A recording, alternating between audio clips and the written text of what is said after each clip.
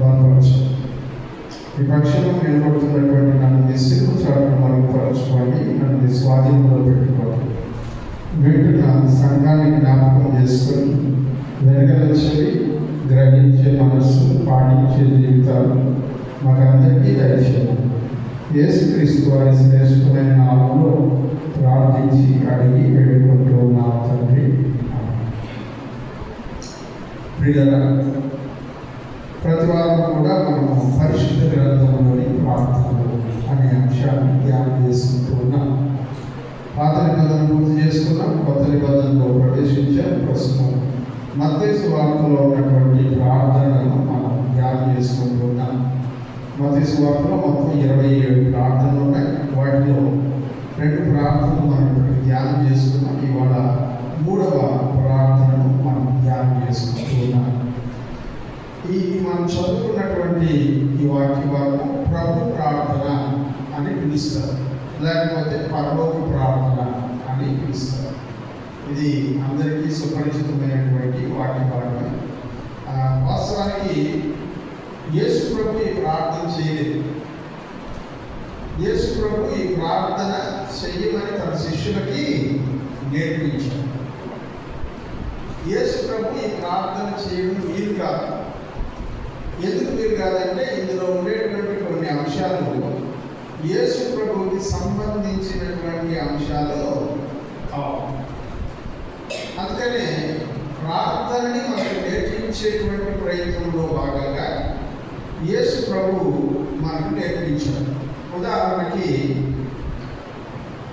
ఈ ప్రార్థన మనం ఒకసారి జ్ఞాపకం చేసుకుంటే ఇలా అంటున్నాడు. 12వ వచనం, మరణస్తులను క్షమించిన ప్రకారము మానవులను క్షమించుము, మమ్మల్ని శోధనలో తేగ దుష్టుల నుండి మమ్మల్ని తప్పించు. ఈ మాటలన్నీ కూడా ప్రభుకి చెందినటువంటివి కాదు. ఎందుకంటే ప్రభు పాపం చేయలేదు, ప్రభు క్షమాపణ అడగవలసిన అవసరం లేదు, ప్రభు క్షమించకుండా ఉండలేడు. కాబట్టి ఇతరులను క్షమించిన ప్రకారం మనం క్షమించు అని అడగాల్సిన అవసరం ప్రభువు లేదు. కాబట్టి ఈ ప్రార్థన కేవలం మనకు నేర్పించడానికే, అనగా యేసు ప్రభు యొక్క శిష్యులకి నేర్పించడానికే ఈ ప్రార్థనను ఏర్పాటు చేయడం జరిగింది. ఆయన ప్రార్థన ఎట్లా ఉండాలో నేర్పించాడు, ఎలాంటి పద్ధతిలో ఉండాలో నేర్పించాడు, దేవుణ్ణి స్తుతి చేయడం ఎలాగో నేర్పించాడు. ఆ క్రమాన్ని ఇక్కడ నేర్పించాడు. అందుకని ఈ ప్రార్థన ప్రారంభించేటప్పుడు ఏమని మొదలు పెడుతున్నారంటే, మీరు ప్రార్థించేటప్పుడు అని మొదలు పెడుతున్నారు. మీరు ప్రార్థన చేయనప్పుడు అనే మాట మనకు కనబడుతుంది. మనం ప్రార్థన చేసేటప్పుడు ఇదొక హెచ్చరిక, మనం గుర్తుపెట్టుకోవాల్సిన హెచ్చరిక. ప్రార్థించే సామర్థ్యం గల వారందరికీ ఇవ్వబడిన హెచ్చరిక. క్రీస్తు మనిషిని ప్రార్థించేటువంటి వాడుగా ఉండాలని అభివర్ణిస్తున్నాడు. అందుకని ప్రార్థన చేయడం అనేది నీ జీవితంలో ఒక అలవాటుగా మారాలి. ప్రార్థన అనేది మన జీవితంలో ఒక భాగంగా మారాలి అనే మాట ఇక్కడ చెప్తూ ఉన్నాడు. ఈయన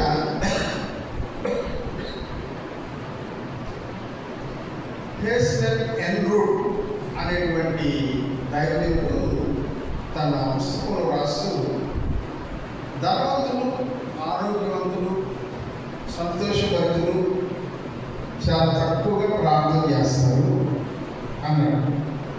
ధనవంతులు, ఆరోగ్యవంతులు, సంతోషంగా ఉండేవాళ్ళు చాలా తక్కువగా ప్రార్థన చేస్తారు.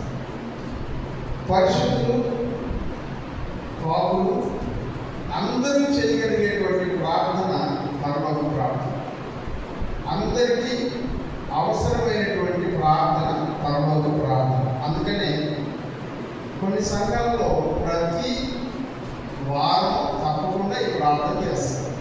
మనం కూడా చేస్తున్నాం. అందుకని మనం దీన్ని చూడకుండా కూడా ఆ భాగాన్ని చదవకూడదు. కాబట్టి మన ప్రాబ్లం ఏంటంటే అది ఎక్కడుందని తెలియదు. బయట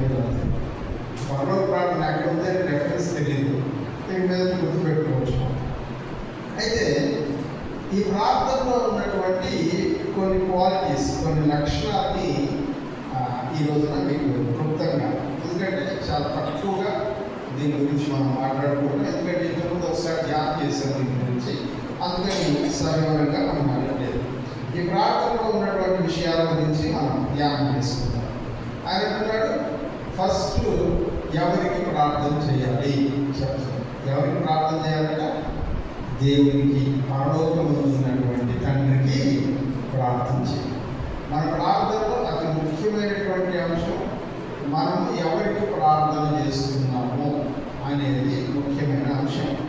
మన పిల్లలు చాలాసార్లు ప్రార్థన చేసేటప్పుడు ఏసయ్యా ఏసయ్యా ఏసయ్యా అని ప్రార్థన చేస్తున్నారు.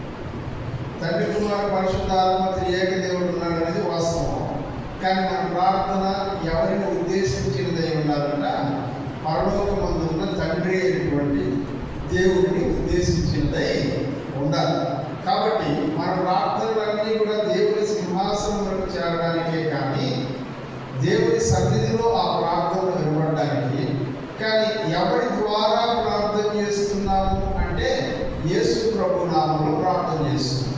ఎందుకు అంటే దేవుని దగ్గరికి మనం డైరెక్ట్గా వెళ్ళి మనం ప్రార్థన చేయలేము, ఆయన మన ప్రార్థనను స్వీకరించాము. మనకు దేవునికి మధ్యలో మన ప్రార్థనని దేవునికి వినిపించగలిగినటువంటి నీతిమంతుడైన మధ్యవర్తి ఉండాలి. నీతిమంతుల యొక్క ప్రార్థన బహు బలము గలదై అనే మాటను మనం చూస్తాం. యాకోబు పత్రికలో చూడండి, యాకోబు పత్రిక 5వ అధ్యాయం. ఏలియా మన వంటి మానవుడై ఉండి, చదువుతారా? 16 వచ్చు.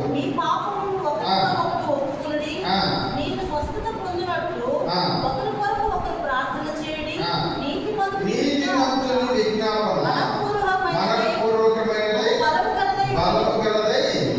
ఎలా ఉంటుందంటే ఎవరి ప్రార్థన బలముగా ఉంటుందంట? నీతిమంతుని ప్రార్థన మనస్ఫూర్తిగా చేస్తారంట. రెండవది బలమైన ప్రార్థనగా ఉంటుందంట. మరి మన ప్రభు అయినటువంటి యేసుక్రీస్తు ద్వారా మనం ప్రార్థన చేస్తున్నప్పుడు ఆ నీతిమంతుడు మన కొరకు విజ్ఞాపన చేస్తున్నాడని రోమీయులకు రాసినటువంటి పత్రికలో మనం చదువుతూ ఉన్నాం. రోమ పత్రికలో చెప్తాడు 8వ అధ్యాయంలో మనం చూసినట్లయితే అక్కడ ఆయన మన పక్షంగా విజ్ఞాపన చేయించు ఉన్నాడు అనే మాటని మనం చూస్తాం. ప్రియమైన వాళ్ళు 26వ వచనం చదవండి.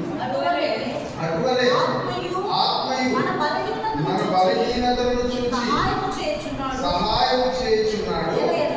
ఎలయనగా మనకు యుక్తముగా ఎలాగ ప్రార్థన చేయవలెనో మనకు తెలియదు, కానీ ఉచ్చరింప సత్యము కాని మూలుగులతో ఆత్మ తానే మన పక్షముగా విజ్ఞాపనము చేయుచున్నాడు. దేవుని సన్నిధికి మనం చేసేటువంటి ప్రార్థన యేసు ప్రభువు అనేటువంటి నామం. మనము నీతిమంతులము కాదు, మన ప్రార్థన నీతియుక్తమైనది కాదు కనుక మన ప్రార్థన దేవుని సన్నిధికి చేరడానికి ఆయన నీతిమంతుడై ఉండి మన ప్రార్థనను ఆయన ద్వారా పంపిస్తూ ఉన్నాము. ఆయన ద్వారా తండ్రి వద్దకు చేరవేస్తున్నాము. దీన్ని ఇక్కడ మనం జ్ఞాపకం చేసుకోవాల్సినటువంటి ముఖ్యమైనటువంటి పాఠం. రెండవదిగా చెప్తున్నాడు, ఆయన నామము పరిశుద్ధపరచబడును గాక. పరలోకమందు ఉన్నటువంటి తండ్రిని చూసి మొదట మనం ఏం చేయాలంట?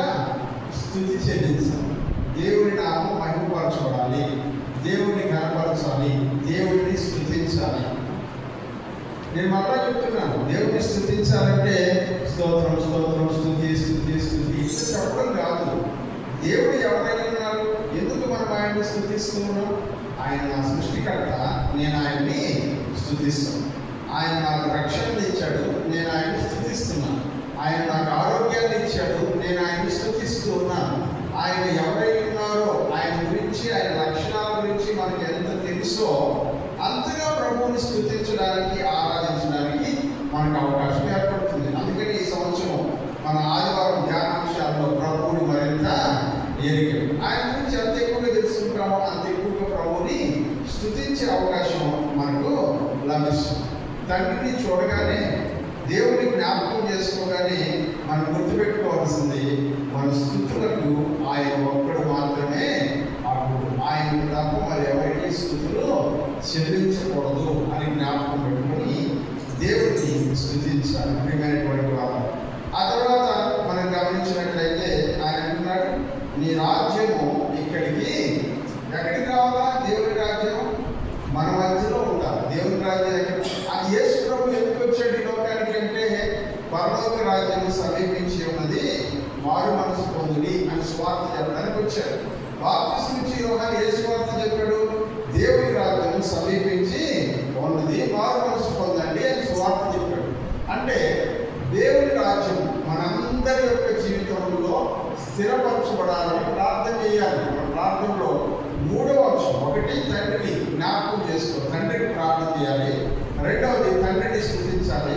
మూడవది మనందరి జీవితముల మీద దేవుని అధికారం ఉండాలని కోరుకోవాలి. దేవుని రాజ్యం అంటే ఆయన అధికారం, ఆయన క్రింద, ఆయన పరిపాలన క్రింద మనం ఉన్నాము అనే విషయాన్ని జ్ఞాపకం చేసుకుంటూ, ప్రభువా నా జీవితం నీ స్వాధీనంలో ఉంది, నీ చేతుల్లో నేను ఉన్నాను, నా జీవితంలో మంచి చెడు ఏది నిర్ణయించాలన్నా నీ మాట ప్రకారమే నేను పోతాను, నీ మాట తప్ప ఇంకొక మాట నాకు అవసరం లేదు అని దేవుని ఎదుట ఒప్పుకునేటువంటి అనుభవంలోనికి మనం రావాలి. అందుకని దేవుడి యొక్క రాజ్యం మన జీవితంలో ఉండాలి. ఆ తర్వాత నాలుగవది చెప్తున్నాడు, పరలోకమందు దేవుని చిత్తం ఎలాగో భూమి మీద కూడా అలాగే నెరవేర్చబడాలి. పరలోకంలో దేవుని మాటలు కాదని వాళ్ళు ఎవరైనా ఉంటారా? ఎవరు? మరి భూమి మీద కూడా అలాగే ఉండాలంటే దేవుని మాటకు అడ్డు చెప్పే పరిస్థితి మన జీవితాల్లో ఉండదు. దేవుని వాక్యంలో ఏదుంటే అది, దేవుని నామంలో ఏది చెప్తే అది, దానికి అడ్డు చెప్పకుండా ఆయన కంప్లీట్ ఆయన చిత్తం ఏమిటో అది మన జీవితంలో నెరవేర్చడానికి దేవునికి పర్మిషన్ ఇవ్వాలి, అనుమతిని ఇవ్వాలి. ప్రభా నా జీవితం అంతా నీ చేతిలో పెడుతున్నా, నువ్వు ఎలా చేయాలనుకుంటే అలా చెయ్యి, ఏం చేయాలనుకుంటే అది చెయ్యి, నన్ను ఎలా ఉపయోగించుకోవాలనుకుంటే అలా ఉపయోగించుకో అని దేవునికి స్థుతులు చెల్లించవలసినటువంటి వారై ఉన్నాం. ఆ తర్వాత ఆయన అంటున్నాడు, మా అనుదిన ఆహారం నేడు మాకు అన్ని విషయాలు అయిపోయిన తర్వాత అంటారు లాస్ట్లో దేనికోసం ప్రార్థన చేయాలా? దేనికోసం? ఏ రోజు భోజనం ఆ రోజు కావాలని ప్రార్థన చేయాలి. ప్రభువా రేపటికి కూడా ఫ్రిడ్జ్లో పెట్టి ప్రార్థన చేయకూడదు, ఈ రోజు భోజనం కొరకు ప్రార్థన చేయాలి. మా అనుదిన ఆహారం నేడు మాకు ఈ రోజు నేను తినడానికి నాకు భోజనం, నేను ఈరోజు బ్రతుకున్నాను, ఈరోజు తినడానికి నాకు భోజనము, మా అనుదిన ఆహారం నేడు మాకు దయచేయము, మా రుణస్థులను మేము క్షమించి ఉన్న ప్రకారము మమ్మల్ని క్షమించు. మాకు చాలామంది మేము క్షమించాము, వాళ్ళు మాకు చాలా అచ్చి ఉన్నారు, చెల్లించవలసిన వాళ్ళే ఉన్నారు, ఇవ్వవలసిన వాళ్ళే ఉన్నారు. డబ్బులు ఒకటే కాదు, మర్యాద, గౌరవం, ప్రేమ అన్నీ మేము వాళ్ళకి ఇచ్చాం. వాళ్ళు తిరిగి కూడా చేతకాని వాడిగా రుణస్థులుగా మిగిలిపోయి ఉన్నారు. అట్లాంటి వాళ్ళు మేము క్షమించాం కాబట్టి ఒకవేళ ఎప్పుడైనా మేము కూడా పొరపాటునో కలపాటునో ఎవరినైనా క్షమించకుండా ఉన్నా కూడా మమ్మల్ని ఈ విషయంలో ఏదైనా తిరుగుబడితే నువ్వు చూపించిన ప్రేమకు ప్రతిగా మేము ప్రేమ చూపించలేకపోతే, నువ్వు మాకు ఇచ్చిన వాటికి తిరిగి కృతజ్ఞత చెల్లించలేని స్థితిలో మేము ఉంటే, ఒకవేళ ఎప్పుడైనా అలా జరిగితే మేము వాళ్ళని క్షమించున్నాం కదా, దాన్ని దృష్టిలో పెట్టుకుని మమ్మల్ని కూడా క్షమించు. మార్గస్థులను మేము క్షమించిన ప్రకారము మమ్మల్ని కూడా క్షమించు. ఆ తర్వాత కూడా చెప్తున్నాడు, మేము మమ్మల్ని శోధనలోనికి తేక దుష్టుల నుండి తప్పించు. శోధనలోనికి తేకుండా ఎవరి చేతుల నుంచి తప్పించాలంట? దుష్టుడి చేతుల నుంచి, అపవాది చేతుల నుంచి, సాతాను చేతుల నుంచి, లేకపోతే కీడులో నుంచి తప్పించమని ప్రార్థన చేయాలి. ఎవరో కీడులో పడాలని కోరుకోం, కీడు నుంచి తప్పించుకోవాలని కోరుకుంటాం. దేవుడి ఎదుట మనం ప్రార్థించవలసినటువంటి మరొక ముఖ్యమైన అంశం ఏంటంటే, మనం ప్రార్థన చేసుకునేటప్పుడు కీడు నుంచి, శోధన నుంచి తప్పించమని ప్రార్థించాలి. ఇది అక్కడ ఫుట్ నోట్స్లో 13వ వచనం దగ్గర ఫుట్ నోట్స్ 2 అనేసి అక్కడ ఒక మాట రాసి ఉంటాడు. కొన్ని ప్రాచీన కృతులలో రాజ్యము, బలము, మహిమయు నిరంతరము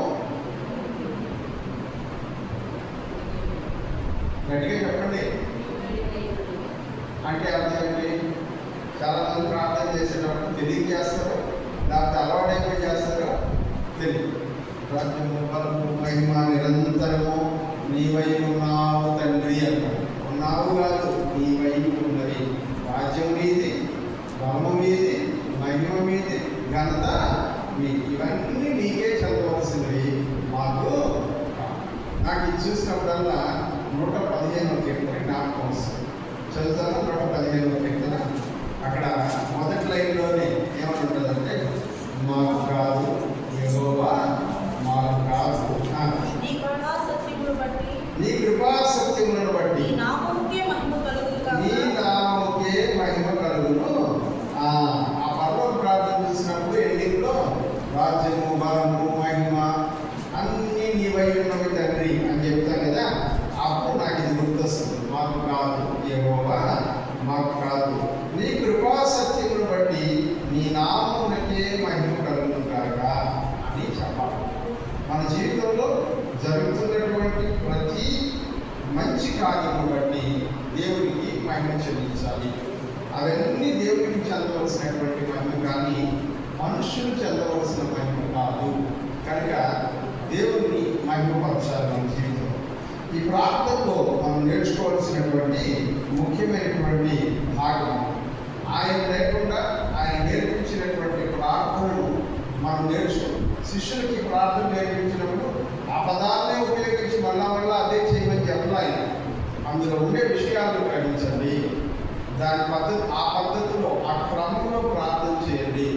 తండ్రిని జ్ఞాపకం చేసుకోండి, తండ్రికి ప్రార్థన చేయండి, తండ్రిని స్తుతించండి, తండ్రి చిత్తం మీ జీవితంలో నెరవేరాలని కోరుకోండి, తండ్రి రాజ్యం మీ మధ్యలో ఉండాలని కోరుకోండి. ఇవన్నీ అయిన తర్వాత ఈ లోకంలో మీకున్నటువంటి ప్రాబ్లం ఏంటో దాని గురించి చెప్పండి. ప్రతిరోజు మాకు ఇవ్వాల్సిన భోజనం ఇవ్వమని దేవుడిని అడగండి. అట్లాగే మీ శత్రువులను క్షమించమని దేవుడిని అడగండి. మిమ్మల్ని క్షమించు, మీరు చేసిన తప్పును క్షమించమని అడిగేటప్పుడు మీ శత్రువుని జ్ఞాపకం తెచ్చుకోండి. వాళ్ళని కూడా మీరు క్షమించారు అనే విషయాన్ని దేవునికి జ్ఞాపకం చేయండి. ప్రభువా, మేము వాళ్ళని క్షమించాలి కదా, మనం కూడా క్షమించేయాలి అని దేవుడిని అడగండి. మీ జీవితాన్ని ప్రభువులకు అనుకూలంగా మలుచుకొని శోధన, కీడు వీటి నుంచి తప్పించమని ప్రార్థన చేయండి. ఇది మీకు అంగీకారంగా ఉంటుంది, దేవుని ఎదుట ఆయనకు ఇష్టమైన ప్రార్థనగా ఉంటుంది అని ప్రభువైనటువంటి యేసుక్రీస్తు తన యొక్క శిష్యులకి నేర్పించినటువంటి ప్రార్థన.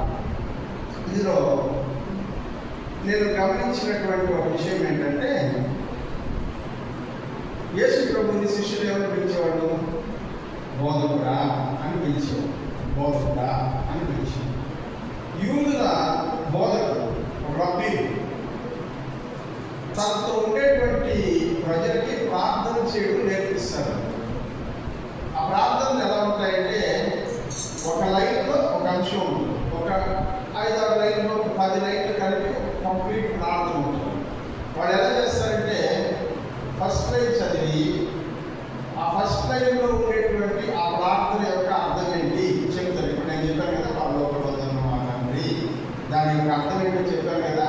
సో మీరు ప్రార్థన చేసేటప్పుడు పరలోకమందున్న మా తండ్రి అని పరిశుద్ధ గ్రంథంలో చెప్తే, మీరు కొంతమంది నేను కృపా సత్య సంపూర్ణమైన తండ్రి అని పిలుస్తాను కదా, ఇంకొంతమంది సత్యస్వరూపి అని పిలుస్తారు, దేవాది దేవ అని పిలుస్తారు. రకరకాలుగా మన అభిప్రాయం ఏదైనప్పటికీ తండ్రిని మనం జ్ఞాపకం చేసుకుంటూ ఉన్నాం. అలా ప్రతి వచనం యొక్క వివరాన్ని, వాళ్ళు చెప్పే ప్రతి లైన్లో ఉండేటువంటి వివరాన్ని తెలియజేసి వాళ్ళు అందులో ఏమేమి చేర్చుకోవచ్చు ఆ ప్రార్థనలో అనే విషయాలను చెప్పి సెకండ్ లైన్కి వెళ్తారట. అలాగే బోధకుడు రబ్బీలు ఆ ప్రాంతంలో నేర్పించేటువంటి వారిని దేవుని వాక్యంలో మనం చూస్తాం. అలా వాళ్ళు జ్ఞాపకం చేసుకున్నప్పుడు ప్రార్థనలో వాళ్ళు ఒక క్రమాన్ని అలవాటు చేసుకుంటారు. ఎలాంటి క్రమం అలవాటు అవుతుందంటే, దేవుడిని స్తుతించడం దగ్గర నుంచి మనం క్షమాపణ అడిగేదాకా అన్ని విషయాలు ఆ ప్రార్థనలో పొందుపరచబడతాయి. అది దేవునికి అంగీకారం అవుతుందనేది వాళ్ళ ఆలోచన. ప్రభు కూడా బోధకుడు కనుక ఆయన తన శిష్యులకు నేర్పించినటువంటి ప్రార్థన ఒక క్రమం మాత్రమే. ఆ క్రమాన్ని మనం తీసుకొని మన ప్రార్థనలో కొనసాగేటువంటి వారుగా ఉండాలి. దీంట్లో ఈ